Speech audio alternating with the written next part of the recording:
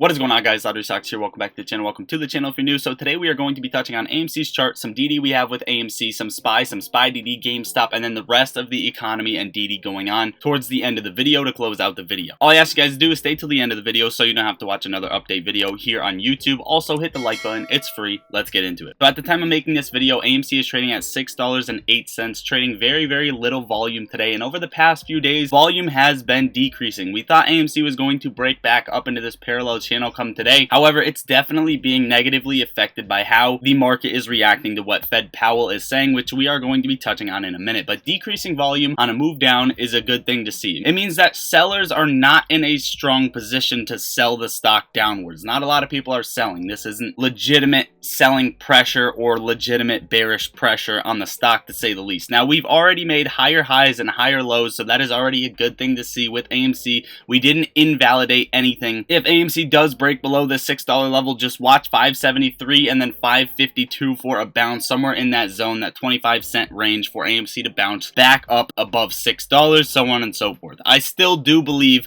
over the next 8 to 10 trading days, AMC is going to make a new relative high right around that $8.50 level. Even if we get a rejection there or break even higher, I do think that is the next possibility for AMC going forward, at least based off of these cycles and what the algos want to do with it. If shorts take advantage of it, that is going to be a different story. However, I don't think that is going to be the case because the borrow fee is not looking good on AMC for short sellers. AMC is actually the highest stock to borrow right now, 50 million short interest and above. It's number one. Then you have Bed Bath & Beyond right under it, which is another stock that we pay attention to. Now, according to Ortex, AMC has 25.41% short interest. Utilization is at 100%, and the cost to borrow is sitting right around that 300% level. The average at 277 and the max at 293. Again, the minimum can bring down the average quite a bit, guys, so don't get yourself hung up on the cost to borrow fee dropping. As for a 5.73% short interest, utilization at 77%, and the cost to borrow sitting right around 12% as well. Now, Dave Lauer tweeted this. Yesterday, first of all, we went over the Citadel, trying to go against a few things such as best execution and retail auctions. Now, today, Dave Lauer tweeted this following that up. He said, "Wow, this is weird. Joe McCain, now at Citadel, then at NYSE, testified before the US Senate in favor of Canadian-style trade-at rule in 2012. Almost like everything he's saying now is focused on making Citadel more money and not what's best for markets." So basically, he just randomly switched up. He goes, "Whoa, here's something else that's weird. This guy who co-wrote a book called Broken Markets testified in 2021 about how awful payment for order flow and off-exchange trading is. But now Sal Arnuk works at Virtu and insults anyone who believes what he used to believe." Boom, another one just randomly switched up who had strong belief and passion. Isn't this strange? Before he joined with Citadel and Schwab to call for the SEC to withdraw the retail auction proposal, Michael Blogrund, NYSE, was explaining in October 2022 how great auctions were and that they're a good solution for retail orders. So weird. So just less than 1 year, he switched up as well. All of these entities with Citadel and Virtu seem like they are being paid off to switch the narrative. The same way as you see the news outlets pushing the narrative of how bad AMC is, how it's a zombie stock, how it's a dead stock, and how retail is basically stupid. I mean, how powerful are these market makers? We even saw a couple years back the SEC make a video basically mocking retail for buying in GameStop and AMC as well. Touching on the S&P 500, we're trading at $400.39, holding this $400 level strong currently as we speak, and we really want the SPY to hold up on this level. We broke above, got a little bit of a hammer candle, and then got smacked back down based off of what Powell said.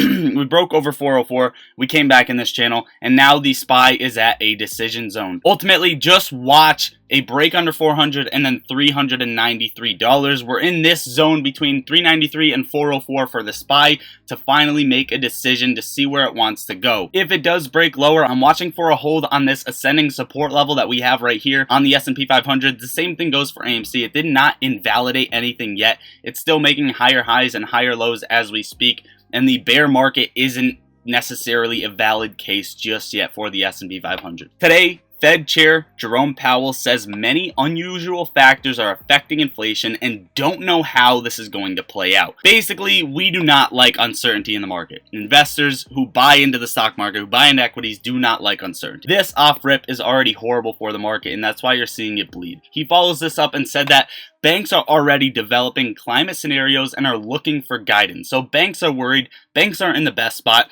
and he's basically winging it. If you guys didn't see the speech, he was basically attacked and couldn't really answer questions straight on, straightforward. Sounds like a CEO I know when we just had an earnings call, but let's move on. He also warns that interest rates are likely to raise higher than previously expected. So you have uncertainty. He basically says we don't know what's causing this, and then he said, well, we don't know what's causing it, but we're basically probably gonna have to raise interest rates even higher than you guys expected. So that is definitely not going to affect the SPY positively. As for GameStop, still trading in the cycle, still bouncing off of this parallel channel. I'm looking for a hold right here. If we don't hold right here and we break into this channel, I'm just watching for a bounce right around 1650. It's pretty simple for GameStop. You're in this range between 1650 and then breaking above this trend line right around $21. So you're at the same range as the S&P 500 is in. A very, very big decision zone for all of these tickers that we pay attention to. Overall, GameStop's looking good. Just to disclose some positions, I disclose them as soon as I enter in the Discord down below. I have my GameStop calls, I have my AMC calls, and today I grabbed SoFi puts. So if you guys want to know more about my positions, join the Discord, linked in the description down below. All the links will be under the video, under any video. Plus, you can get 17 free stocks by just signing up and depositing into Moomoo. But make sure to not sleep on the Discord down below. According to Stock Tracker, GameStop has 550,000 shares available to borrow, and that DRS came back up to 60%. So it looks like shareholders are still working on DRSing their shares.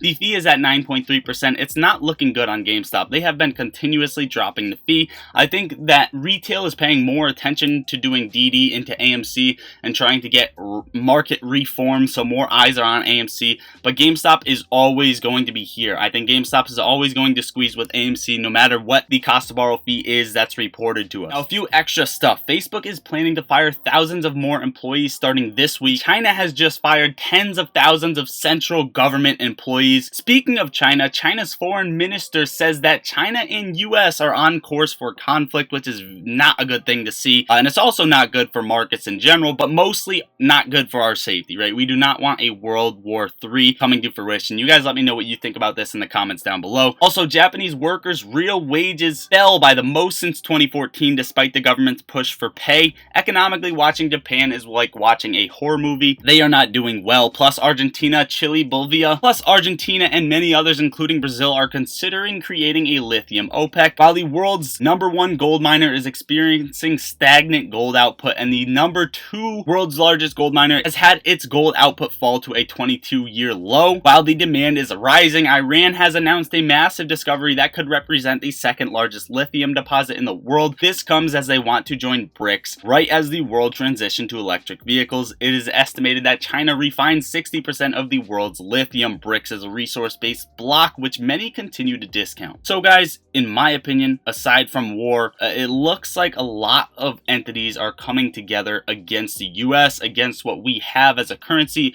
and against what we have as power in general, and are teaming up. But you guys let me know what you think about this in the comments down below. What do you think about AMC, SPY, GameStop? What is your sentiment going forward? All in all, the numbers don't matter. We have the meeting coming up and it's going to be very, very important. You guys let me know your thoughts in the comments down below. Plus 60% of you guys aren't subscribed to the channel, so make sure to hit that subscribe button, pop in the Discord down below, get your free stocks. I love you all. Lottery Stocks out.